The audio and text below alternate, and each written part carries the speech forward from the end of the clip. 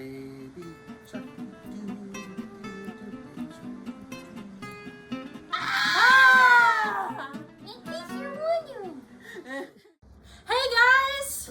Woo! I'm Chris. I'm Vicky. And I'm Amber, and welcome to In Case You Are Wondering. Yes. Woo! Hey. Woo! After a brief hiatus, Very brief. we are now talking about Cobra Kai. I know Yes. we're a couple weeks late. We for had part wanted to one. say real quickly though, hey, thanks for all of you guys that helped us to make it to over 100 subscribers. I think we've got 102 subscribers.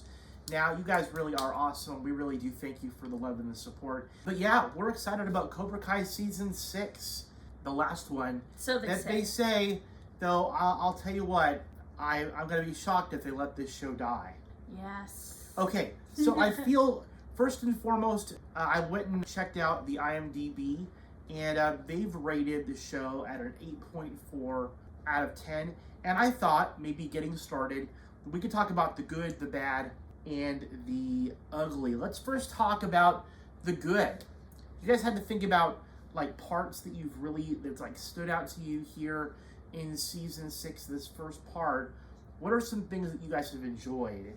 I would say Gianni and Daniel kind of work together to be like the senseis while they're kind of combining their dojos together because of Kreese taking over Cobra Kai. I also thought it was interesting that they kind of were Kreese going to Korea, and then he has everybody from there go, and they become Cobra Kai with that newer. So you really liked Ralph Macchio and William Zabka, Danny and Johnny, and kind of their interaction. Vicky, how about you? What's some good part here that kind of stood out to you? I really like that we get, a good bonding experience between especially Miguel and Robby, because they're becoming a family. So we're seeing like these family dynamics. We're seeing, Johnny really become a dad, and be a dad to both of these teenage boys that have no idea what's going on in their life while trying to figure out what to do with their life after high school. Then you have the new baby on the way, so it's like very much that he's living his life, he's getting a home that his family can live in, as well as I like the idea that they're all searching for college and things to do after high school. It's a really real experience that a lot of people go through during this time of their life. So I really liked that. How about you, Dad? I feel like there were some moments in the show that really stood out to me as just having a real emotional impact. I think that Peyton List and the character she plays, sometimes we had forgotten that she's caring for her sick mother. Mm-hmm. And on the show, it's this really crazy moment that her mother seems to be getting better. And then she comes home and she's on the floor. Finds her mother on the floor, dead. But the thing is, what was a camera significance was her hand. No, I think there's that. I feel like it was because Kreese did that, and they were like, "Oh, we don't know why this happened." I thought it must been because if she had like a past of overdose or something with too much of something, then I understand why they were trying to back off on her meds because she was getting better. So I wouldn't put it past it if he did that to get her on his side.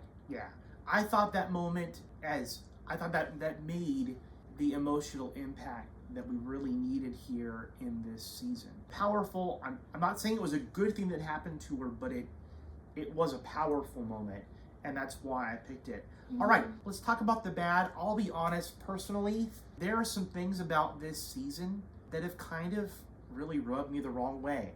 Yeah. Am I the only one who feels that? You're not the other one. Okay. No. For those of you guys that are watching this, you probably are not shocked that, like, I watched the original Karate Kid when it came out in the theaters. I've seen the original trilogy and the Fallout movie, and even the one with Jackie Chan in it. Because that one came out when me and Amber were... Right. But I've watched all of them multiple times. I am a serious, legit fan. But this season has just not hit me quite the way that I want. You guys seem to kind of be in agreement with me here. What are some parts in there that kind of make it bad? How about the part when they were like, oh, they didn't know how many people were going to go to this tournament, and then they have to go one-on-one duel, like battle fights, to see who goes. But then the thing is that, I forget her name, but she made one of the people at the dojo get a stomachache because of, I can't remember that, whoever is the one that has IBS irritated. Yeah. Something. I feel you with that. No, it was a pretty jacked up thing. I'm like, for her to do that. I'm amazed at what the kids get away with, considering their coaches. yeah, I think for me, kind of right along with that, they really talk up the Sekai Tekai as this big giant, the world battle, right? This big fight that's a big deal, and yet they've got the kids chasing chickens and I thought it doing was stupid. like capture the flag, or I'm like, what? You're playing games, but you're really supposed to be like seriously preparing for it. And the funny part is that they asked a person that kind of had beef with both of them in the past. He was kind of going back to the original way, plus the Johnny and him having arguments at his shed kind of thing. Yeah. I thought somebody was gonna lose a finger. I was like, that is not Yay, rip the saw. Yeah. reciprocating saw. I got the reason why they reached out to him, because people were always going to blame Daniel or Johnny. Mm-hmm. They were going to say that they were playing favorites, right? Of course you're going to pick your kids. Of course you're gonna pick your proteges. I would have just had Chosen do it. Like, well, and you're right. Why Chosen sort of disappears? Did you notice that? Mm-hmm. He sort of disappears. He would have been the right person because he has allegiance to nobody. Other than to himself, and maybe the legacy of Miyagi. But bottom line, I felt like a lot of that drama that they created was unnecessary. Yeah. It was almost like they were intentionally trying to draw out the storyline over 5 episodes. Like, there was like this one area of the show I was kind of like, you know how Johnny was like, oh, I'm about to have a baby girl, and like, I want to be prepared, so, like, he invited all the female members of the dojo to do a sleepover, like, party thing, and then you could tell he's, like, forcefully being like, get mad. well, I'm gonna tease this thing and take all these people's phones, imitate that they're saying this to each other. I think that was a little. I was like, and then also I'm like, okay, I understand that, like, you're understanding the, like, woman problems for, like, body health, whatever, etc., etc. Like, I'm actually kind of glad that he was like, hey, I have all the resources here if you need them. And that's a great person that does that, but don't be like, you don't say it's a sleepover and he's there. He's trying too hard. Yeah. That's really what I got. He was trying too hard. I thought it was a little weird that he was at the sleepover. Like, you could have just had, your... What was that?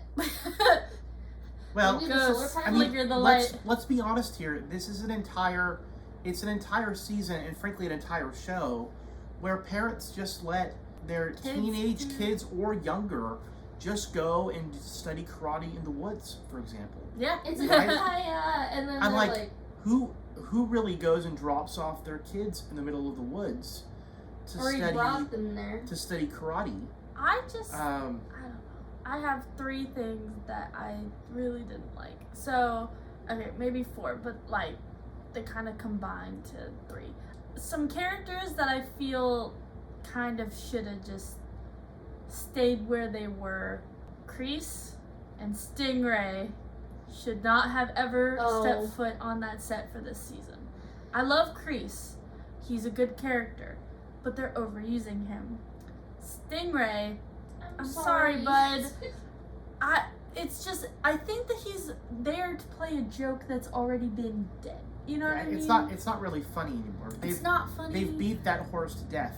I'm with you though, for Kreese, and I really like Martin Kove. Yeah. But the whole he gets defeated, he comes back. He gets defeated, he comes back. It gets kind of tired. I thought if you're going to bring Kreese in, make it more like a Chosen thing, where it's like, wow, I got beat to hell, you know. I'm gonna have to at least find compromise in, like, I would have thought that he learned that if he tries hard enough, like through, you know, therapy or something like that, that he now knows that the stuff that he's done in his life is not very good, right? If they played it that way through this season, I wouldn't have felt like Kreese was being overused. But because he's playing the same bad guy with Lady Karate, which I don't remember the name of right now. I don't know. And maybe that's part of the problem too. Like they've added a lot of these evil Korean karate masters that you really don't care a whole lot about. I mean, the idea that we're getting a lot of his backstory is great. I like the parts where they go more into his backstory of his time in Korea, his time in the military, and just like how he became who he is. It was shocking to see him kill Gianni in the cave of the Cobra, and that was something that I was not expecting, so it's cool. I think for me, I had liked learning about the backstory, and for a moment I felt sympathy for him.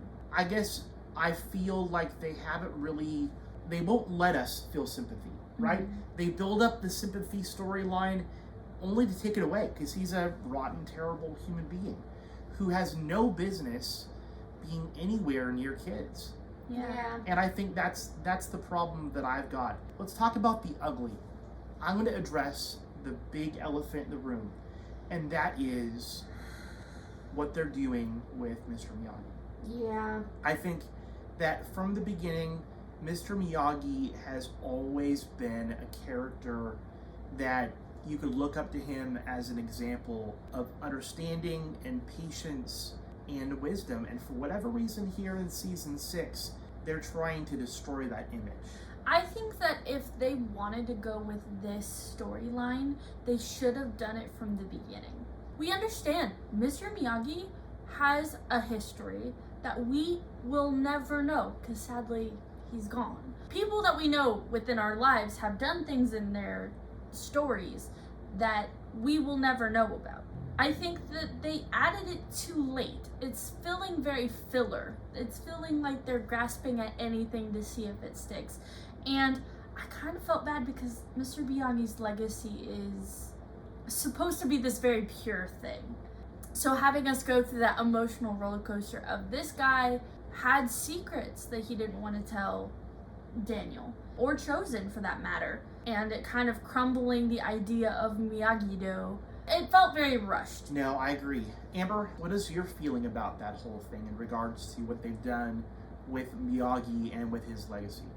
Well, for me, I'm like, I understand, like, there's some stories you need to add to it, you know, to kind of entice the audience, but I wish they didn't be like, oh, we noticed that he was involved with this one boxing ring place, and they found these papers with all these things of him stealing stuff, etc., you know, the gist, if you watched it. It's just that when you go to them, and then they're like, don't take me to prison, you know, and then it goes from like that to, oh, Miyagi? You're talking about Miyagi, right? And then he knew all the history, and I'm like, I think that, like, his legacy didn't really change that much, because even in that storyline, he was, like, seen as somebody who you would, you know, dedicate your life to this person because you trust them so much. So I don't think, like, he's changed that much, but, like, it felt like it was very thrown against the wall and not very planned out. One other thing that I kind of thought was a little ugly in the sense was the idea that they're still having Gianni and Daniel fight over the most mundane of things, and it's affecting the kids. This was something that we have seen in the first season, and throughout the whole season. It's like, I understand, like, you may have a disagreement once in a while. We get it. They're in a leadership role. But when they do it so often, I'm like, I would have been, if you separate one more time, I'm out of this dojo. I'm out of this dojo. These kids are pretty committed to this dojo that doesn't seem to know what it is, doesn't really seem to have a clear leader. They're constantly fighting with each other. And I think that I go back to the Miyagi part of it.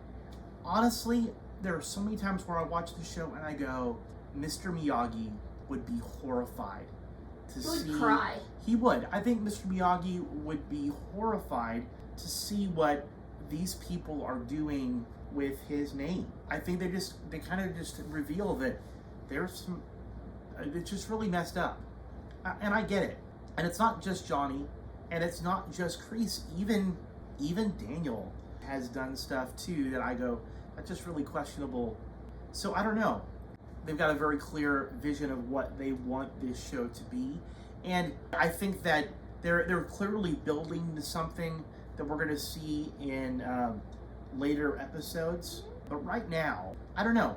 This is supposed to be like the end of an era, right? They're kind of finishing up this story and kind of telling us how this whole thing ends. Number one, I'm like, how do they end it well? Like, how often have you seen shows where they end it, and if you get an ending, it's a bad ending? Game of Thrones. Game of Thrones, right? We certainly don't want a Game of Thrones ending here for Cobra Kai. I want it to end strong.